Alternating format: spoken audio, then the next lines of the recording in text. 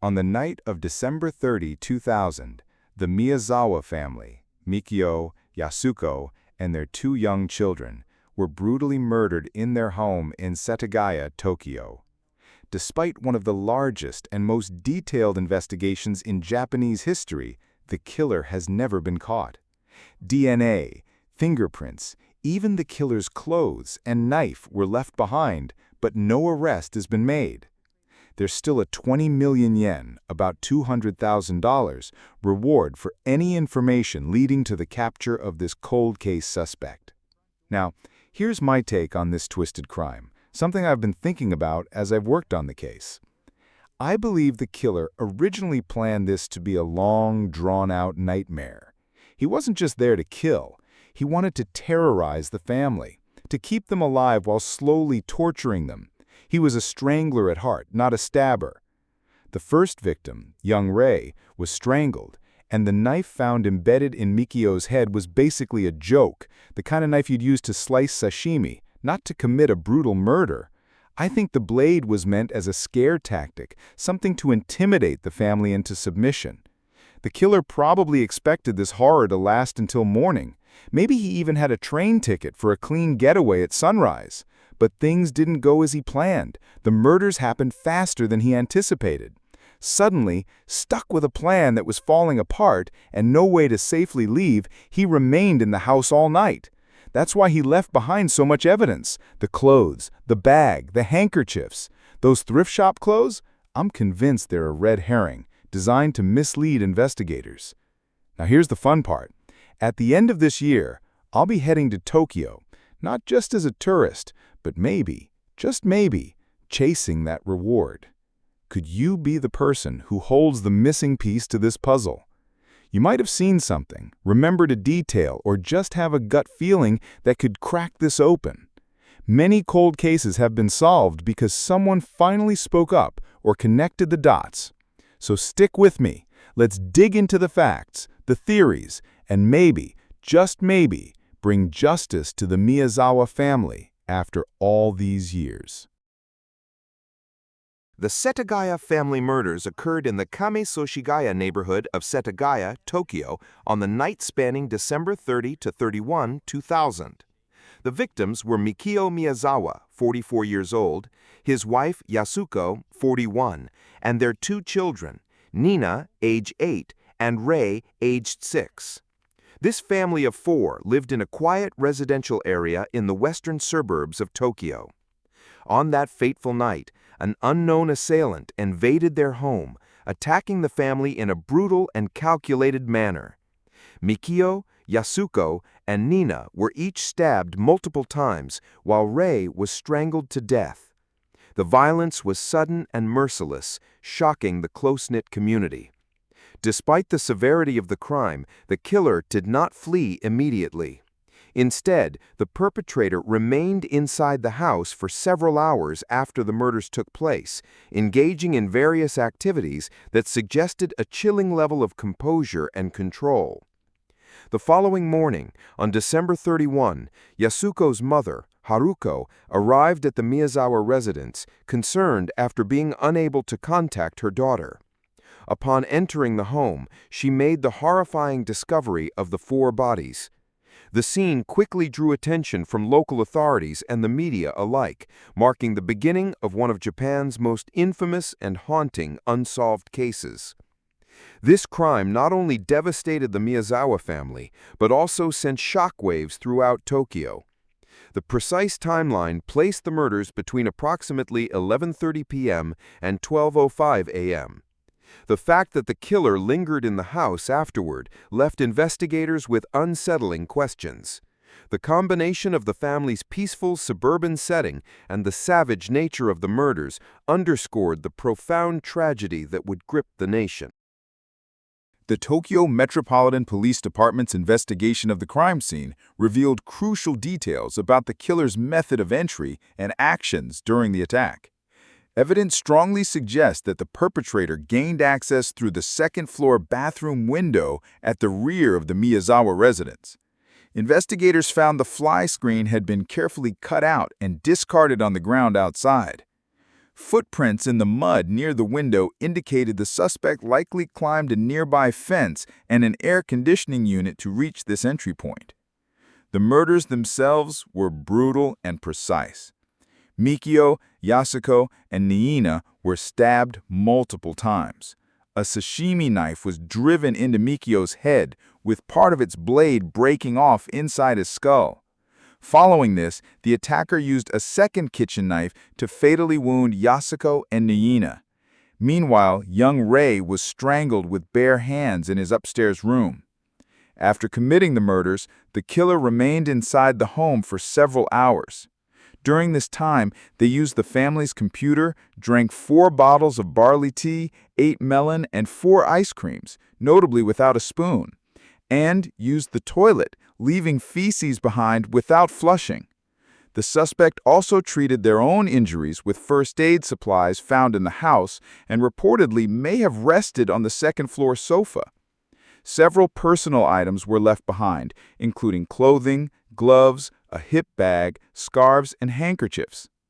The thorough documentation of these details provided investigators with numerous leads. Despite the killer's extended presence and the many clues left at the scene, these pieces of evidence would prove challenging to connect to a suspect, keeping the case unresolved. Following the discovery of the Miyazawa family murders, the Tokyo Metropolitan Police Department, TMPD, launched one of the largest and most exhaustive investigations in Japanese history. Over the years, more than 240,000 officers have contributed to the case, collecting upwards of 12,000 pieces of evidence from the crime scene and related leads. Despite the sheer volume of information, the investigation faced significant challenges as the killer remained unidentified. A major breakthrough came from forensic analysis. Investigators successfully extracted DNA and fingerprints left by the perpetrator throughout the house. However, these biological traces did not match any profiles in existing criminal databases, indicating the suspect had no prior record in Japan. Further examination of the feces left in the toilet revealed dietary clues, string beans, and sesame seeds that helped build a clearer picture of the suspect's habits. The killer's clothing, including a shirt purchased exclusively in Kanagawa Prefecture, was traced to a limited batch with only a dozen buyers identified. Intriguingly, trace amounts of sand found inside a hip bag at the scene were analyzed and linked to 2 distant locations: the Nevada desert near Edwards Air Force Base in the United States and a skate park in Japan. This geographical spread of evidence expanded the investigation's scope beyond national borders, prompting the TMPD to seek assistance from Interpol. DNA profiling suggested the killer was male, approximately 170 centimeters tall with a slim build, and likely aged between 15 and 24 years old at the time of the crime. The biological data indicated a mixed heritage, with the maternal lineage likely traces back to Southern Europe or Mediterranean region, while the paternal lineage belongs to haplogroup OM122, a genetic marker commonly found in East Asian populations such as Japanese, Korean, and Chinese. This rare combination of ancestries complicates the investigation, as it suggests the killer may not be fully Japanese or may even reside outside Japan. The mixed-race genetic profile prompted the Tokyo Metropolitan Police Department to seek assistance from international law enforcement agencies, including Interpol, in the hope of identifying the suspect. This complex genetic background, combined with the other physical and behavioral clues, has made the search for the perpetrator more challenging, but remains a crucial lead in the ongoing investigation.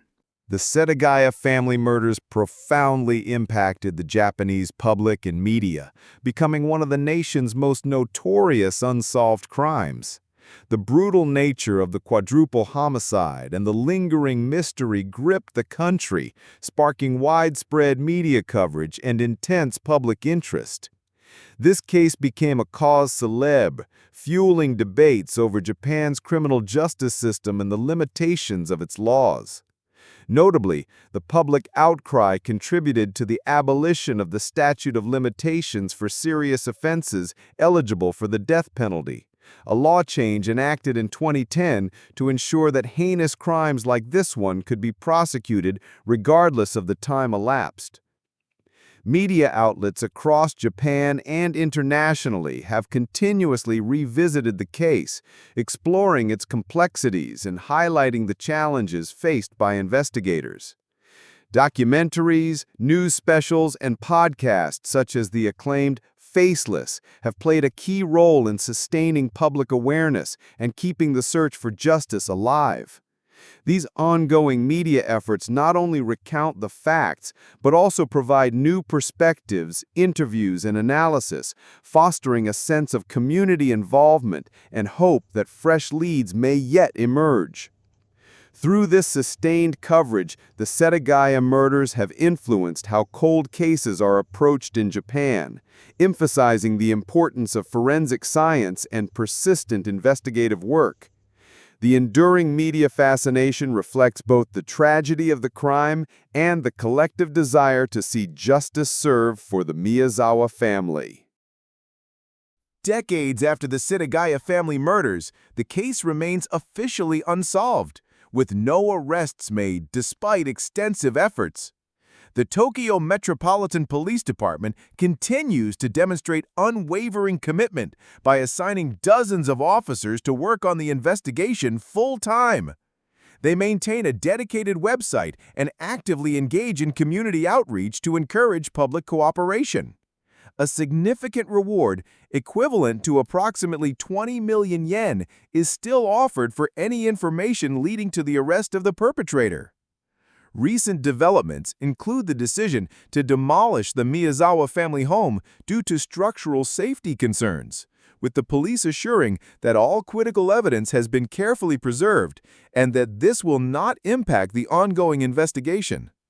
Public awareness campaigns remain ongoing, including the distribution of flyers and materials to keep the case in the public eye. Following a 2023 incident where local youths broke into the property, authorities increased patrols and installed no trespassing signs to protect the site. These efforts underscore the police's determination to resolve the case and the community's ongoing interest. While the passage of time has brought challenges, the investigation's continuity and the preservation of evidence leave open the possibility that new leads or advances in forensic science may one day bring justice for the Miyazawa family. The Setagaya family murders have left a profound and lasting emotional impact on the Miyazawa family's relatives and the wider community. Each year, the Tokyo Metropolitan Police Department holds memorial ceremonies at the site of the crime, honoring the memory of Mikio, Yasuko, Nina, and Rei Miyazawa. These gatherings reflect the enduring grief and commitment to remembrance by both the family and law enforcement. The Miyazawa relatives have actively worked to protect the dignity of their loved ones, expressing strong opposition to sensationalized media portrayals that risk distorting the truth or causing additional pain. Their efforts emphasize respect and sensitivity amid the ongoing public fascination with the case. For the Setagaya community and Japan as a whole, the murders serve as a somber reminder of the devastating impact of unresolved violent crime. The case has become emblematic of the need for persistence in seeking justice, even decades later. Despite the passage of time, hope remains that someone will come forward with new information, allowing the truth to emerge and bringing closure to a tragedy that still weighs heavily on many lives.